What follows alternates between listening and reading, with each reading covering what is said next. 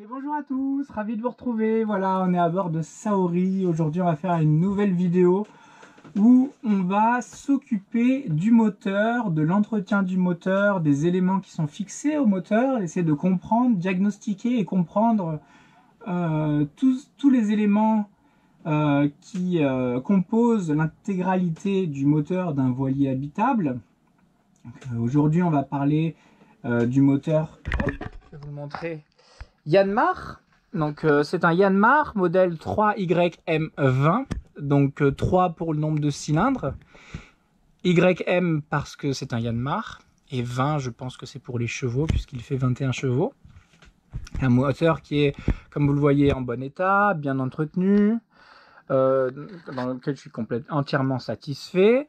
Qu'on peut retrouver également sur des plus grosses unités de 32 pieds et plus, donc vous imaginez que ça fait quand même presque le double du poids, donc content que sur une petite unité comme un 29 pieds de 3 tonnes, j'ai justement un bon moteur dans lequel j'en suis entièrement satisfait. Alors il faut savoir que pour ce modèle de bateau, donc le Sun Odyssey 29.2 de chez Jeannot, au préalable c'était des Volvo Penta. Et par la suite, ils ont mis des Yanmar. Alors, j'ai pas exactement les raisons du pourquoi du changement. Les Volvo Penta sont aussi de très bons moteurs, dont je n'ai pas eu autant d'expérience parce que c'est pas celui de mon bateau. J'ai déjà travaillé dessus, mais j'ai moins d'expérience pour vous donner un retour dessus. En tout cas, celui-ci, j'en suis pleinement satisfait. Voilà. Donc, rentrons directement dans le vif du sujet. On va voir un petit peu tous les éléments qui se retrouvent autour du moteur, puisque à l'intérieur, au cœur même du moteur, les pistons, etc., on va pas en parler, peu en parler, puisque vous avez peu à intervenir dessus. Et s'il y a besoin vraiment de démonter le moteur à l'intérieur, c'est que les problèmes sont graves et que du coup, il va falloir sortir le moteur et c'est pas à vous de... Forcément, c'est pas vous qui allez le faire. Donc voilà, nous on va parler aujourd'hui de tout ce qui est entretien, contrôle, etc., etc. Donc, dans un premier temps, on va essayer de faire par logique et on va essayer de faire par élément. Donc, on va commencer par l'eau. On pourra faire l'électricité après et on fera le gasoil par la suite. D'accord ? Donc, dans un premier temps, on va commencer par l'eau. Vous savez que dans les Yanmar 3YM20, vous avez un système de liquide de refroidissement. Comme dans une voiture, quasiment le même liquide.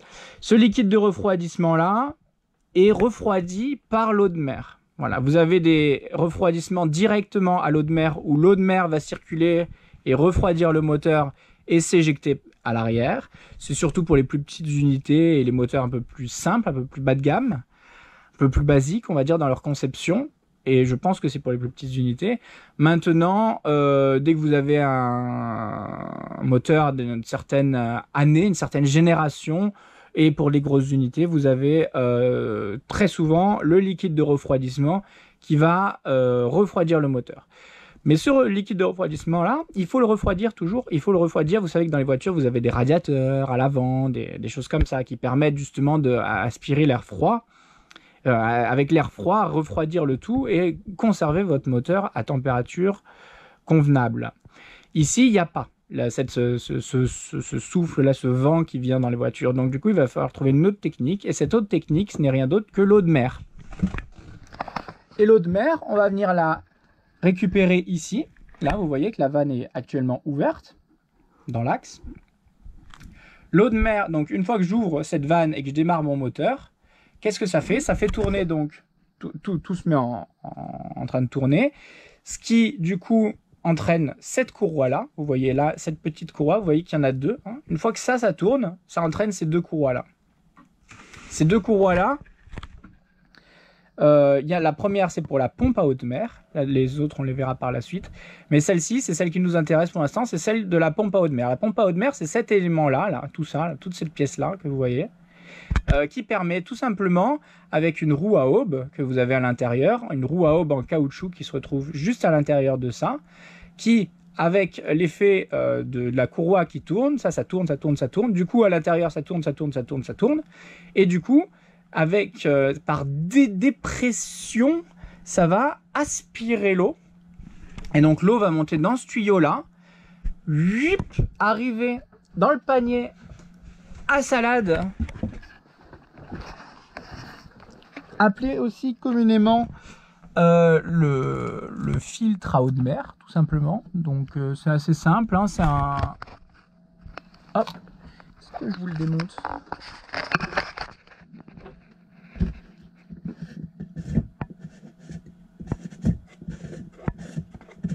On va pas tout démonter, mais celui-là, hop, vous voyez, petit panier à salade ici, vous voyez qui est pas tout à fait propre, et ça permet justement que l'eau de mer qui rentre, qui est déjà filtrée par la crépine, la première, donc filtrée directement au niveau du passe-coque, parce qu'il y a une petite grille pour pas aspirer des gros trucs et pour pas que des trucs viennent s'installer à l'intérieur. Hop. Donc la crépine qui va faire son premier filtre et le filtre à eau de mer qui va venir, pareil, permettre qu'il n'y ait que de l'eau, hein, tout simplement, et enlever les petits bouts d'algues, etc., comme vous voyez, qu'on peut se retrouver coincé. Une fois que ça part, hop, c'est filtré, ça continue, ça va venir ici, pompe à eau de mer. Donc tout ça, ça a été créé par ça à la base, mais ça, par dépression, ça se fait aspirer comme ça. Et par la suite, ça part dans les durites à eau de mer, là et là, que vous voyez là et là, ces deux durites là, et ça va venir refroidir le système de liquide de refroidissement. Un liquide de refroidissement qui se trouve à l'intérieur de ça, ici, là-dedans, dans ce réservoir-là. C'est ici qu'on fait la mise à niveau du liquide de refroidissement, se fait ici et non ici. D'accord? Ça, c'est important. Parce que ce que vous voyez là, c'est un vase d'expansion. D'accord? Ce n'est pas un réservoir de liquide de refroidissement. Il faut arriver à faire la différence entre les deux. C'est tout simple. Le réservoir, c'est une grosse cuve. Vous en mettez au maximum et tant qu'il y en a, vous avez votre réserve. D'accord? Et vous vous mettez à ras-bord si besoin. Alors qu'un vase d'expansion, c'est pas la même chose. C'est parce que le liquide de refroidissement, une fois chauffé par le moteur, parce que lui aussi se chauffe forcément, il va prendre plus de volume, d'accord? Il va s'expandre en expansion. Donc du coup, il va prendre plus de place, plus de volume, parce que plus chaud, d'accord? C'est pour cela que on ne remplit jamais le vase d'expansion. Là, vous voyez, les graduations full et graduations mini, j'imagine quelque part. L'eau, voilà, l'eau est full. Donc il faut jamais se dire je vais mettre jusqu'à full, voire un peu au-dessus, parce que comme ça au moins j'ai le temps, j'ai de la réserve, j'ai de la marge. C'est un concept qui fonctionnerait très bien dans un réservoir. Mais dans un vase d'expansion, ça ne fonctionne pas, parce que au contraire, il faut que ça soit bien au milieu. Parce qu'il faut que quand ça se chauffe et que ça aille au maximum, ça ne dépasse pas full. Et que, évidemment, il y en ait suffisamment. Et donc, du coup, que ça arrive jamais jusqu'au low. D'accord? Donc, bien comprendre que le full, vous pouvez remplir jusqu'au full, puisque après, justement, quand ça va gonfler, ça va aller jusque là-haut. Vous voyez, c'est que c'est prévu pour. Mais pensez bien, si vous voulez, que le volume va grandir. Et donc, si vous le remplissez là à ras-bord, pour en avoir un maximum, et ben, pouf, ça va faire carnage. Voilà, tout simplement. Donc il faut, et c'est très mauvais, hein. Donc du coup il faut absolument que vous soyez déjà entre les deux barres classiques, mais bien comprendre que ça sert à rien de remplir jusqu'à full. Au contraire, il faut que quand ça soit chaud, ça dépasse pas le full. Voilà. Donc une fois que l'eau a refroidi le liquide de refroidissement qui est passé là-dedans, dans tous ces tuyaux, ça part par le col de cygne. Col de cygne qui se trouve ici, hop, là. Et là, directement, vous avez le coude d'échappement qui est ici, avec l'échappement qui vient jusque là. Et ici, vous avez le fameux waterlock. Alors, il n'y a pas vraiment de nom en français. Mais donc, c'est un boîtier en plastique situé à la fin, à la sortie du moteur, qui permet tout simplement de mélanger les gaz d'échappement qui sortent aussi ici, avec l'eau. Du coup. Et c'est pour ça que vous avez, quand vous sortez, quand vous allez au pot d'échappement à l'extérieur, tout à l'extérieur du bateau, vous voyez bien que quand ça recrache Bon, un petit peu de fumée qui est la plupart du temps transparente, donc ça se voit pas beaucoup. Et donc cette fumée-là et cette eau, tout est recraché par le même tuyau. L'eau, l'échappement du moteur et l'eau qui ressort de ce qui a été récupéré pour refroidir le moteur. Voilà. Donc voilà pour le système de l'eau. Ça rentre par ici, ça passe par le filtre à eau de mer, ça vient ici dans la roue à aube. Et par la suite, ça fait le tour du moteur, ça va refroidir le liquide de refroidissement. Et à la fin, ça sort par le waterlock et ça finit à l'échappement. D'accord? Maintenant, on va passer, on a dit quoi après? On va passer à l'électricité. L'électricité, bon, c'est assez basique. Vous avez ici je sais même pas si c'est pas pire avec la lampe. Est-ce que vous voyez là? Ouais, je vais faire comme ça. Donc vous avez ici ma batterie moteur, une batterie qui sert à démarrer le moteur, qui est spécifique d'ailleurs pour démarrer les moteurs, parce que il y a beaucoup plus de cycles que sur une batterie de servitude, ce qui va vous permettre de pas abîmer, d'avoir plus de cycles, parce que sinon, sur les cycles longs et lents comme vous avez avec les batteries de servitude, vous avez moins de cycles, donc du coup la batterie va durer moins longtemps si vous en servez pour démarrer le moteur du bateau. Donc voilà, maintenant mes deux batteries restent interchangeables si besoin. C'est hyper important aussi parce que aller dans le trop spécifique, et ben après vous allez plus pouvoir démarrer votre moteur avec votre autre batterie. Alors que moi j'ai quand même conservé assez de patates dans la servitude pour pouvoir quand même démarrer mon moteur. Donc c'est assez intéressant si jamais j'ai un souci, j'ai juste à, par exemple ma batterie moteur est complètement à plat en mer et je n'ai plus le moyen de démarrer le moteur, je peux très bien switcher et récupérer mon autre batterie de servitude qui elle est beaucoup plus spécifique pour les charges lentes, avec les décharges lentes, etc., etc. Et donc du coup,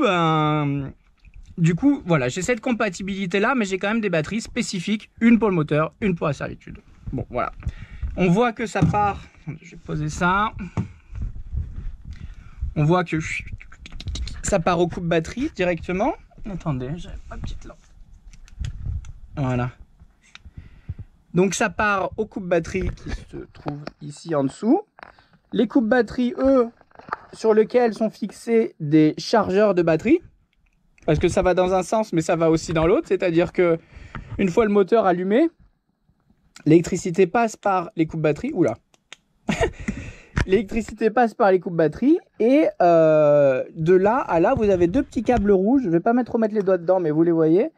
Deux petits câbles rouges, un qui d'en haut et un en bas, et qui permettent de recharger les batteries quand le moteur est allumé. Donc les batteries servent à allumer le moteur, mais le moteur sert à recharger les batteries. Il y a cette interdépendance qui permet d'avoir tout le temps des batteries chargées, même si vous ne touchez pas le port. C'est ça qui est important. C'est-à-dire que la batterie moteur, elle a quasiment jamais besoin d'être chargée par le port. C'est plus la servitude si vous utilisez beaucoup les lumières, le frigo, des choses comme ça, où là, ça pourrait être bien de la recharger au port.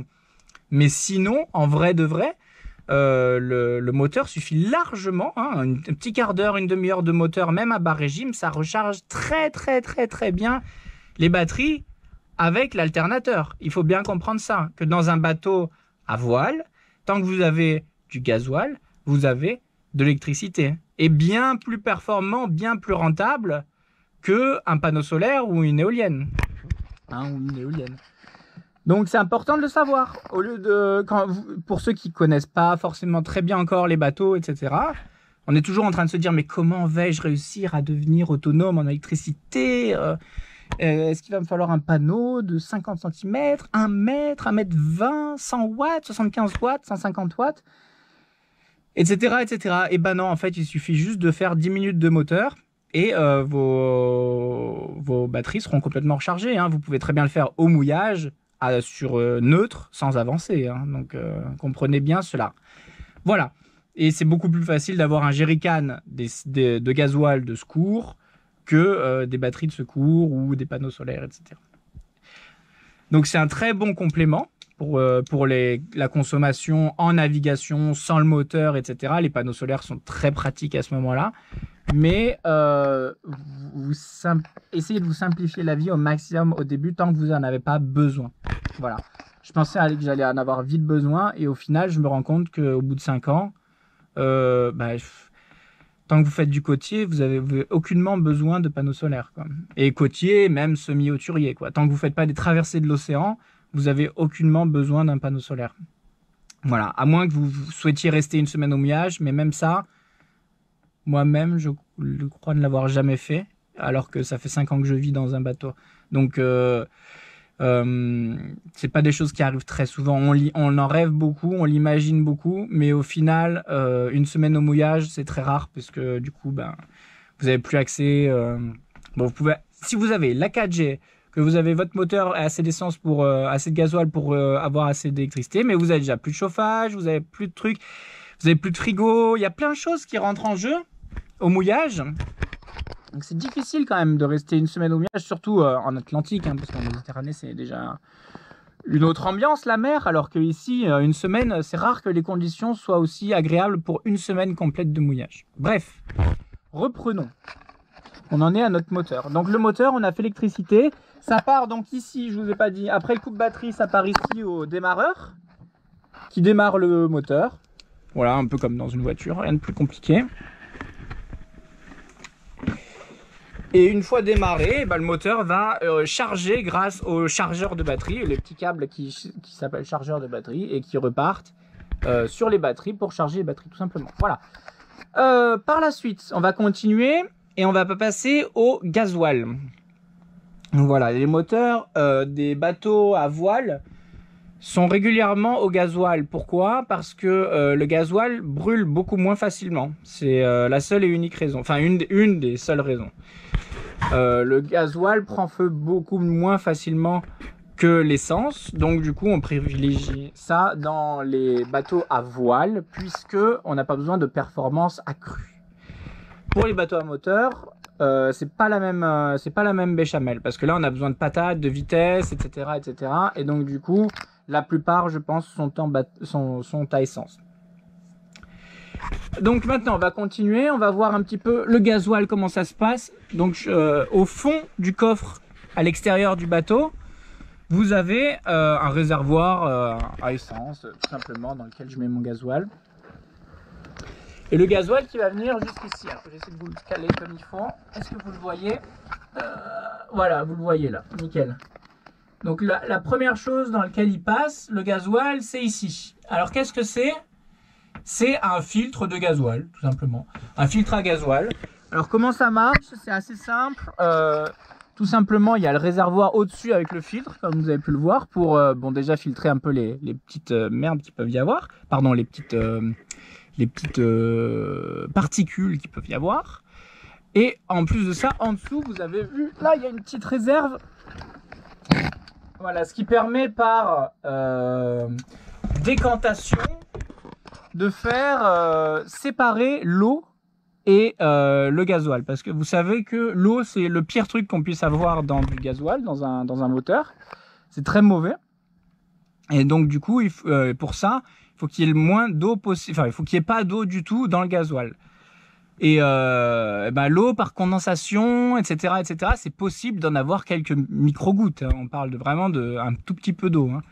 Mais imaginons dans le tank, dans le réservoir, par condensation, condensation, vous pouvez avoir un petit peu d'eau qui peut se former et qui donc va se retrouver en bas, tout simplement. Étant plus lourd que le gasoil, l'eau se trouve en bas et le gasoil peut continuer à faire son chemin. Voilà. Le gasoil continue par là, bam bam bam, il arrive là-bas.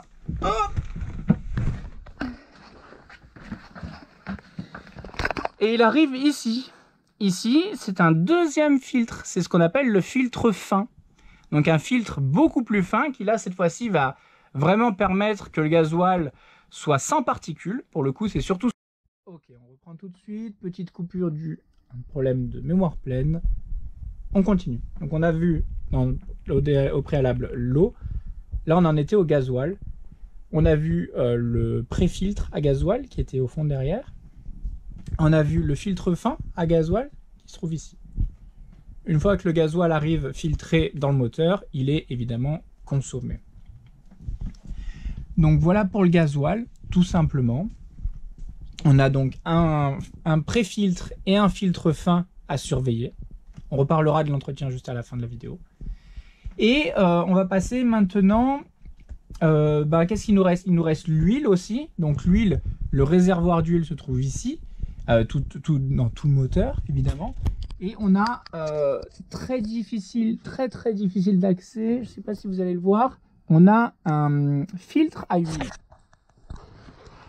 Là.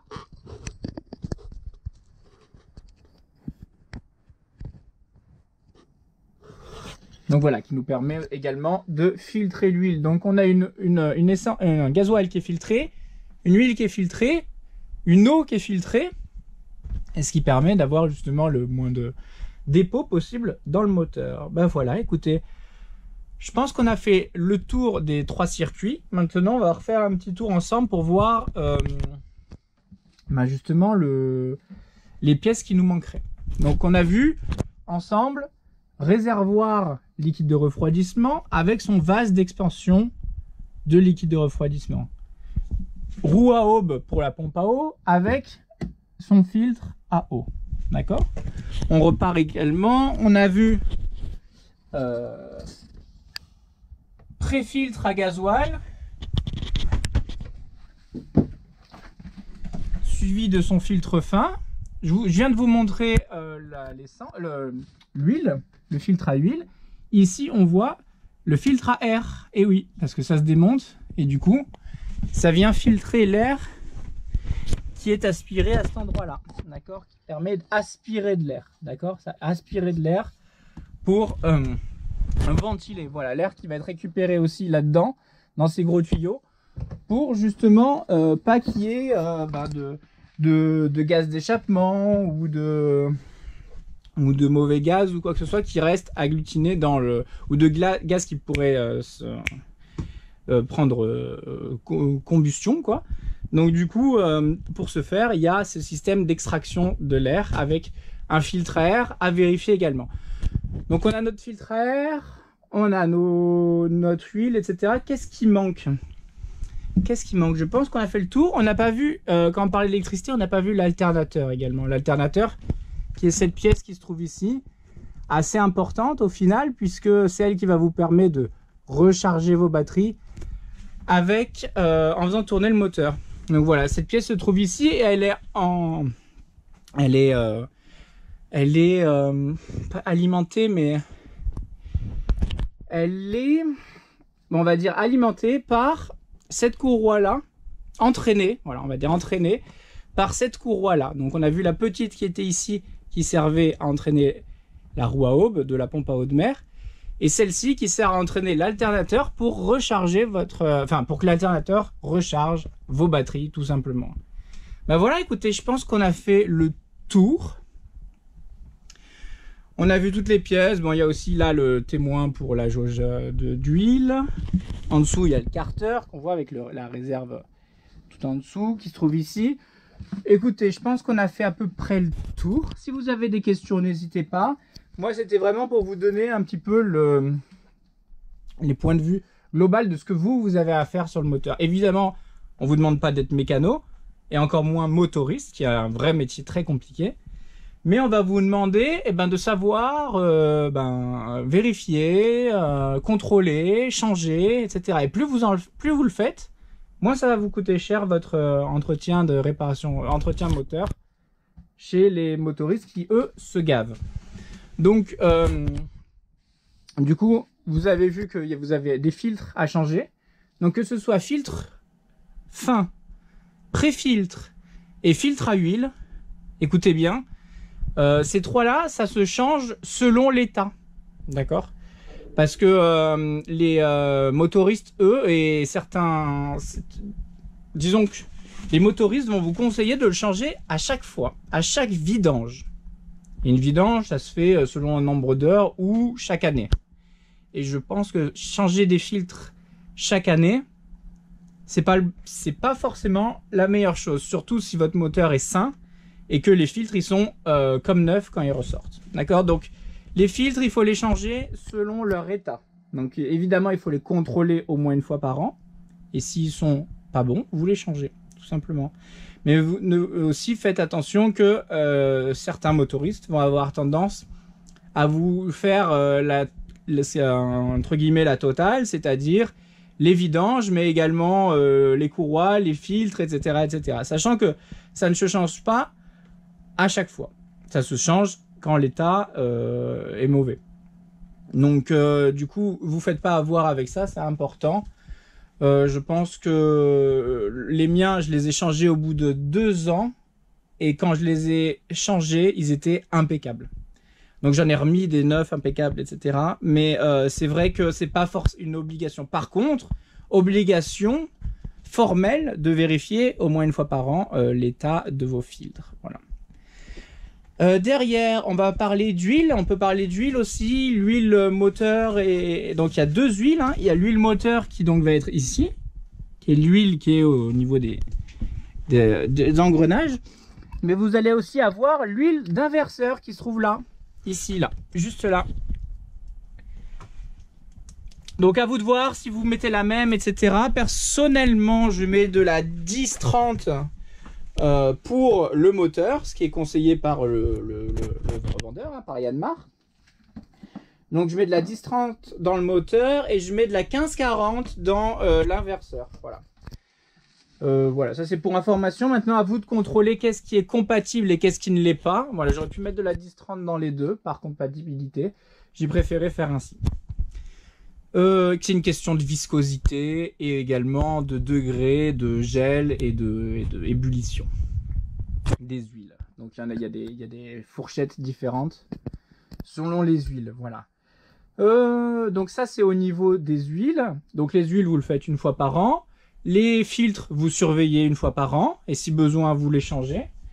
Et puis après, hop, je vais regarder ma petite note. Pardon, excusez-moi. Mes petites notes de justement d'entretien moteur que j'ai normalement quelque part par là.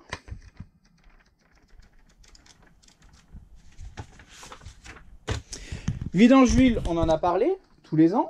Vidange inverseur en même temps tous les ans. C'est important de ne pas oublier l'inverseur qui est derrière parce que c'est bien beau de changer l'huile du moteur, mais si vous oubliez l'inverseur qui est peut-être encore plus important, et ben du coup vous avez des problèmes pour inverser entre marche avant, marche arrière, etc.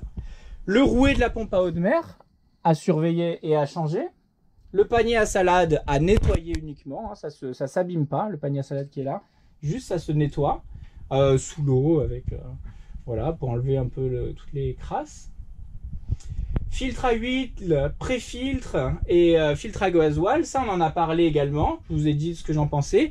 Les courroies, au niveau de la tension des courroies, il ne faut pas que vous puissiez faire plus que ça. Voilà, si en faisant de la torsion, vous arrivez à plus qu'un quart de tour, c'est pas bon, c'est qu'il manque de la tension. D'accord? Ici on vérifie aussi. J'arrive pas à la retourner complètement sur elle-même, j'arrive pas à faire un demi-tour, donc c'est que les tensions sont bonnes. D'accord? Tout simplement. Et les tensions, ça se règle avec les vis qui est une ici et l'autre là. Voilà. C'est pas le plus simple à régler, hein, mais vérifiez bien la tension et la qualité de vos courroies. Si vous voyez qu'elles commencent à s'abîmer, se patiner, que vous voyez qu'il y a du dépôt, des petites traces un peu noires, un peu de partout, etc. C'est qu'il y a du dépôt, c'est que ça coulisse mal, c'est que ça frotte, c'est que ça patine. Voilà. Le roulement à eau de mer, comme je vous ai dit, qui est à l'intérieur de la pompe à eau de mer, si elle est grippée, il faut le changer, sinon vous n'avez pas besoin de le changer. Les durites à eau de mer, bah, si elles sont percées et s'il commence à y avoir des fuites, à surveiller. Et si vous voyez que dès qu'elles sont percées et qu'il y a des fuites, vous le voyez très vite dans le bas de façon de la cale, bah, il faut le changer également. Qu'est-ce qu'il me reste? Coude d'échappement, waterlock, silent block. Donc voilà, le waterlock est ici, je vous en avais parlé. Il n'y a pas d'entretien à faire particulièrement, ni à le changer. Ici, vous avez le coude d'échappement qui est juste ici. Vous voyez que le mien est un petit peu piqué. Vous voyez là? Il faut surveiller parce que cette pièce-là, il est possible d'avoir à la changer. Ça coûte très cher à l'achat et à changer. Donc du coup, à surveiller et à vérifier qu'il n'y ait pas de fuite, parce que c'est là où vient l'échappement qui est très chaud, et l'eau qui est aussi chaude, chauffée par le moteur du coup. Et donc du coup, il ne faut pas qu'il y ait de fuite à cet endroit-là à cause de la corrosion, parce qu'en dessous, vous voyez qu'il y a tout un système électrique, et donc du coup, il ne vaut mieux pas que l'échappement coule sur le démarreur, comme on l'a vu.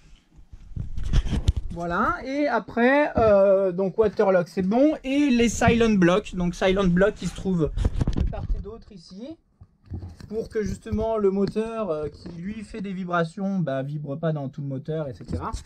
Et du coup soit plus silencieux, d'où leur nom Silent Block en anglais. Et heureusement, il n'y a pas trop d'entretien à faire, et si besoin, si vraiment vous voyez que votre moteur il bouge dans tous les sens quand vous l'allumez, et il faut tout simplement déposer le moteur, le soulever entièrement, etc. Et ça devient un enfer monstre. Voilà, écoutez, je pense qu'on a quand même bien fait le tour du moteur. Mieux que la première vidéo dans laquelle en plus il y avait quelques erreurs. À l'époque, c'était il y a longtemps. Voilà, maintenant depuis j'ai pu mettre les doigts à peu près dans tous les engrenages existants. Et j'ai eu un peu des entretiens ou des problèmes un peu avec tout. Donc... écoutez, maintenant, vous voyez qu'il n'y a plus aucun élément qui nous est sur lequel on peut avoir des questionnements de qu'est-ce que c'est, comment ça marche, à quoi ça sert, quand c'est qu'il faut que je le change, comment il faut que je l'entretienne. Voilà, maintenant vous savez tout sur tout. Donc je vous laisse avec ça, je vous embrasse et je vous dis à la prochaine. Bye bye, à bientôt, ciao ciao.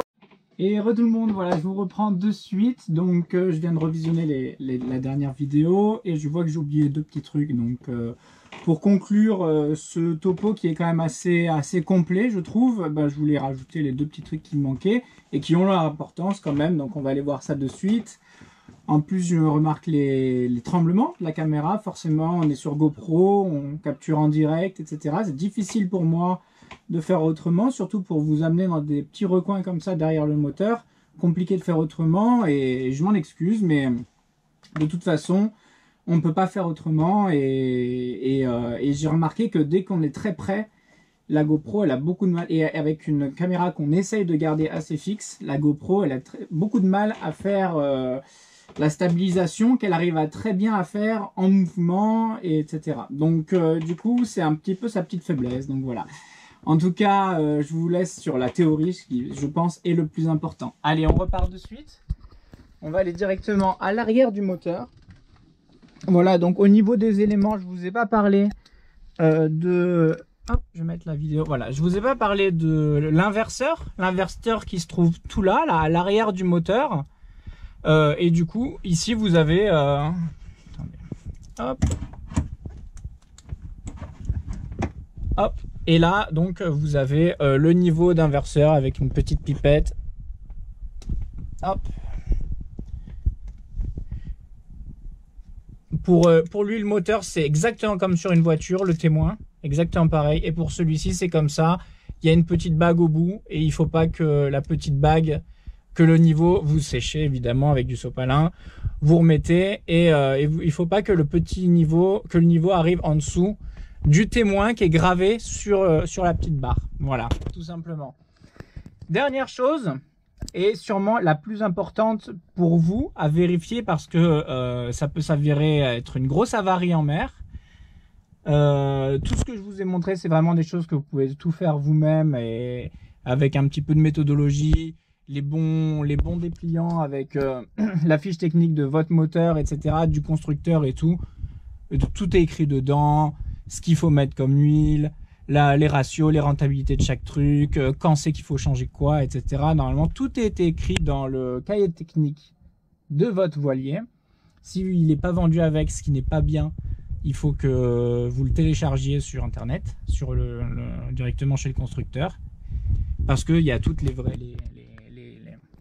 tout ce qu'il faut faire au niveau de l'entretien et de la conception. Voilà, la dernière chose, ça va être, hop, on part ici directement. Et là, donc, vous avez donc l'arbre d'hélice qui se trouve ici.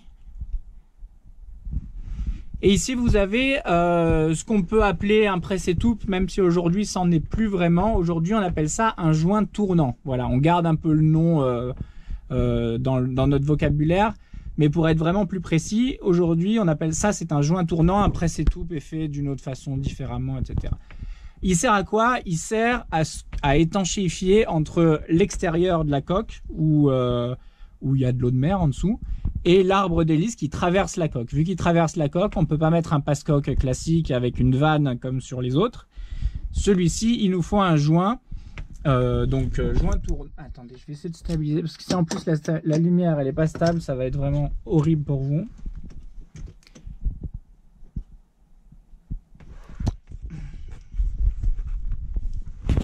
Voilà, faisons comme ça. Donc du coup, là, l'arbre traverse ici, il passe à l'extérieur et à l'extérieur vous avez la suite plus l'hélice. Et donc, il faut le vérifier et il faut le changer régulièrement. Voilà, c'est toute une affaire pour le changer puisqu'il faut démonter l'arbre d'hélice qui se trouve ici. Là. Il faut démonter ça. Donc, c'est quand même toute une affaire, quoi. Mais par contre, donc là, essayez faites-le faire par des professionnels si vous n'en avez pas les capacités, parce qu'en plus de ça, c'est sur la sécurité. Si vous faites mal ça, qu'est-ce qui va se passer? Vous allez avoir une voie d'eau qui plus est, qui peut être assez importante. Voilà, donc l'eau de mer va s'écouler, elle passera par toutes les petites canalisations prévues à cet effet, elle va se retrouver au centre du bateau, là où est censé être votre pompe de cale électrique, et ce qui se trouve à peu près au niveau des boulons de quilles au centre du bateau. Voilà, donc comment le vérifier? On ne peut pas trop le vérifier. Déjà, ce qu'il faut faire, très important, ce qu'il faut faire à chaque fois que si vous revenez de votre d'une grande période de plusieurs longs mois et que vous renaviguez, c'est peut-être une bonne idée de venir, hop, vous prenez, vous pincez, voilà, et il faut faire couler un tout petit peu d'eau de mer, voilà, vous pincez jusqu'à ce que, normalement, si c'est sec à l'intérieur et qu'il n'y a pas d'eau de mer, puisque c'est l'eau de mer qui fait le lubrifiant pour pas que le caoutchouc se cuit et se patine contre l'arbre d'hélice qui est en inox. Donc du coup, c'est l'eau de mer directement qui vient faire le lubrifiant. Donc pour ça, il faut qu'il y ait de l'eau de mer à l'intérieur du joint tournant. Et donc pour ça, vous pressez des deux côtés comme ça, vous pressez un peu de partout et vous allez entendre des petites bulles, plein de petites bulles qui vont s'éclater. Et à la fin, dès que la dernière bulle a fini de s'éclater, vous allez avoir de l'eau de mer qui va sortir. Voilà. Donc moi, si j'appuie et que je vois de l'eau de mer directement, c'est que c'est parfait. C'est que du coup, à l'intérieur, il y a bien de l'eau de mer et que du coup, ça se fait tout seul. Donc c'est surtout à faire quand vous remettez le bateau à l'eau après un carénage. Voilà, c'est primordial. Parce que si vous ne le faites pas et que à l'intérieur, c'est pas lubrifié parce qu'il n'y a pas d'eau de mer, parce que ça se fait pas tout seul à partir du moment où vous le mettez à l'eau, ça va se cuire, se patiner et vous allez avoir une voie d'eau qui va être très difficile à contrôler parce que du coup c'est compliqué. Vous pouvez mettre un patch, un truc, etc. Vous avez besoin en plus du moteur si vous voulez rentrer ou au moins même si vous avez, au moins si vous voulez vous rapprocher des côtes, etc. Enfin c'est tout un enfer. Donc pour ce faire, il faut vraiment tout le temps vérifier cela et il est dit que ça se change tous les 5 ans. Voilà. Donc ça veut dire tous les 5 ans faire tomber l'arbre d'hélice et changer cette pièce. Voilà. Et quoi qu'il arrive, et gardez un œil dessus et vérifiez bien surtout qu'à chaque fois que vous le remettez à l'eau, voir que vous ne l'utilisez pas pendant une longue période, il faut voir comment ça se passe parce que s'il est à flot même pendant une longue période, est-ce que ça se sèche à l'intérieur ou pas? Ça c'est une question. Moi je ne peux pas le savoir parce que mon moteur il tourne tout le temps, toute l'année. Mais en tout cas ce qui est sûr c'est que quand vous mettez le bateau à sec pour faire le carénage, dès que vous le remettez, la première chose à faire au moment où la grue vous pose dans l'eau, c'est de lui dire attendez-moi 2 secondes avant de me jeter, mettez juste l'arrière du bateau dans l'eau, je vais presser mon joint tournant, chasser l'air qu'il y a dans le joint tournant jusqu'à ce que les bulles aient fini d'éclater et qu'il n'y ait que de l'eau. Et à partir de ce moment-là, vous me relâchez et je peux faire tourner mon moteur tant que je veux. Voilà. C'est comme ça que ça doit être fait. Bon, après, vous pouvez faire 10 mètres pour aller à votre place, mais surtout pas plus. Voilà, surtout pas plus, puisque ça s'est vu plein de fois, trop de fois, que des gens partent sans le faire et se retrouvent au bout de quelques heures de navigation en plein milieu de la mer avec de l'eau dans le bateau. Voilà, donc c'est pour ça que il fallait absolument que je fasse cette petite mise à jour. Comme ça, vous avez tout. Je ne pense rien avoir oublié. Et du coup, bah, sur ce, je vous souhaite une bonne fin de vidéo. Je vous dis à bientôt. Et puis, j'espère vous revoir bientôt pour plein de belles choses. Ciao, ciao!